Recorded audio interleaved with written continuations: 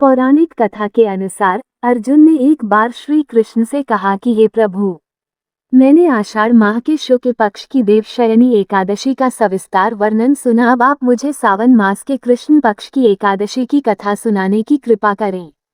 इस एकादशी का नाम क्या है? इसकी विधि क्या है? इसमें किस देवता का पूजन होता है? इसका उपवास करने से मनुष्य को किस फल की प्राप्ति होती है? भगवान श्री कृष्ण ने कहा कि मैं सावन माह की पवित्र एकादशी की कथा सुनाता हूँ, ध्यानपूर्वक श्रवण करो। एक बार इस एकादशी की पावन कथा को भीष्म पितामह ने लोकहित के लिए नारद जी से कहा था। एक समय नारद जी ने कहा कि हे पितामह, आज मेरी सावन के कृष्ण पक्ष की एकादशी की कथा सुनने की इच्छा है, अतः आप इस एकादशी की व्रत कथा विधान सहित सुनाइए। नारद जी की इच्छा को सुनकर पितामह भीष्म ने कहा कि नारद जी, आपने बहुत ही सुंदर प्रस्ताव किया है।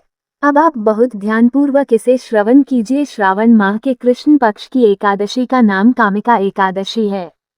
इस एकादशी की कथा सुनने मात्र से ही वाजपेय यज्ञ के फल की प्राप्ति होती है।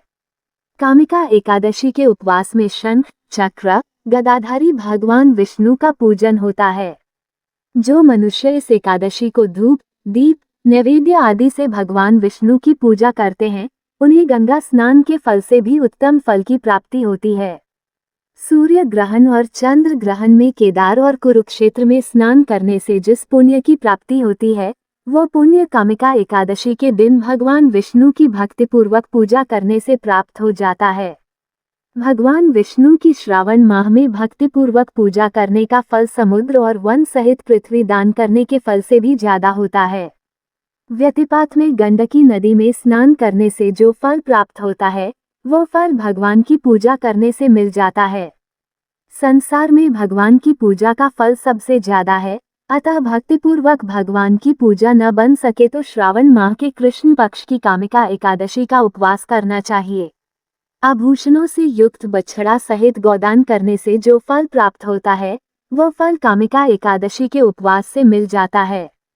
जो उत्तम द्विज श्रावण माह के कृष्ण पक्ष की कामिका एकादशी का उपवास करते हैं तथा भगवान विष्णु का पूजन करते हैं, उनसे सभी देव, नाग, किन्नर, पितरी आदि की पूजा हो जाती है। इसलिए पाप से डरने वाले व्यक्तियों को विधि विधान सहित इस उपवास को करना चाहिए। जो मनुष्य इस दिन तुलसी दल से भक्तिपूर्वक भगवान विष्णु का पूजन करते हैं, वे इस संसार सागर में रहते हुए भी इस प्रकार अलग रहते हैं, जिस प्रकार कमल पुष्प जल में रहता हुआ भी जल से अलग रहता है। तुलसी दल से भगवान श्रीहरि का पूजन करने का फल 1 बार स्वर्ण और 4 बार चांदी के दान के फल के बराबर है। भगवान विष्णु रत्न, मोती, मणि आदि आभूषणों की अपेक्षा तुलसी दल से अधिक प्रसन्न होते हैं। जो मनुष्य प्रभु का तुलसी दल से पूजन करते हैं, उनके सभी पाप नष्ट हो जाते हैं। तुलसी जी के दर्शन मात्र से मनुष्य के सभी पाप नष्ट हो जाते हैं और शरीर के स्पर्श मात्र से मनुष्य पवित्र हो जाता है। तुलसी जी को जल से स्नान कराने से मनुष्य की सभी यम यातनाएं नष्ट हो जाती हैं।